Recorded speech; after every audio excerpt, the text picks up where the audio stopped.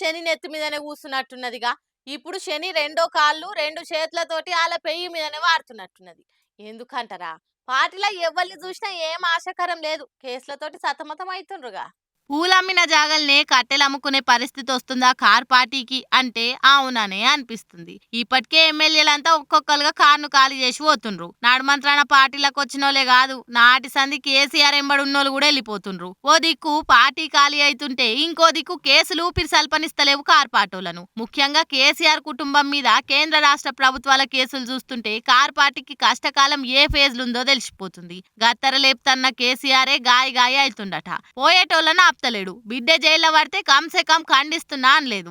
జనాలకు ముఖం చూయిస్తలేడు. ఇక కేటీఆర్ సారేమో ఎంత కందన్లాడినా ఆయన చుట్టూ కేసులు ముసురుకుంటున్నాయి. పవర్లున్నప్పుడు కేటీఆరే సీఎం తర్వాత సీఎం లెక్క అన్ని ఎవరాలు చక్కబెట్టే వరకు అధికార పార్టీల నజర్ అంతా ఆయన మీదనే ఉన్నది. అందుకే కేటీఆర్ చేసిన తప్పులను తవ్వే పనులున్నారు గవర్నమెంట్ వాళ్ళు. గుండు సూది నుంచి గుణపం దాకా గత ప్రభుత్వం చేసిన ఏ పనిని ఇడిచేటట్టు లేదు మన సర్కారు. ఈ ఫ్రస్ట్రేషన్ ల సీఎం మీద నోరు వారేసుకుంటున్నారు బీఆర్ఎస్ లీడర్లు. అది చూసి క్యాడర్ అంతా కేటీఆర్ మీద కేసులు పెడుతున్నది. వరంగల్, హన్మకొండల, బంజారా హిల్స్ లా కేటీఆర్ మీద ఇవాళ కేసులు పెట్టిండ్రు కాంగ్రెస్ కార్యకర్తలు. మరి 10 ఏళ్లు శుక్ర మహాదశ అనుభవించి ఇవాళ ఇట్లా కష్టాల పాలవుడు చూస్తుంటే కర్మ అందరి పని పట్టే పోతది అని అంటున్నారు జాతకాలు తెలిసినోళ్ళు. పాపం కేశవరావు సార్ ఫ్యామిలీది ఎంత గొప్ప మనసు. అధికారంలో ఉన్న పార్టీలను ఆదుకోవాలని ఎంత పరితపించి పోతుండ్రో. బీఆర్ఎస్ అధికారంలో ఉన్నప్పుడు ఆ పార్టీకి కష్టాలు రావద్దని 10 ఏళ్ళు ఆ పార్టీలు ఉన్నారు.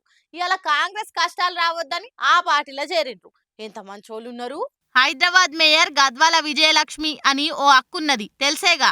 గామెనే కేశవరావు సార్ బిడ్డే. కుక్కలు గరుస్తున్నాయి మీరేమన్నా చెయ్యరా అంటే జనాలనే తిట్టింది. ఆగో గంత పైరం అక్క కుక్కలంటే మరి ఆసొంట అక్క అధికార పార్టీ ఇలా కష్టాలుందని తెలిసి ఆ పార్టీలో చేరి వాళ్ళని ఆదుకునేందుకు కావడి బరవెత్తుకుంటుంది. ఇవాళ మంచి రోజని దోషులు బట్టి కాంగ్రెస్ తీర్థం పుచ్చుకున్నది. ఇన్నొద్దులు హైదరాబాద్ ను మస్తు డెవలప్ చేసింది.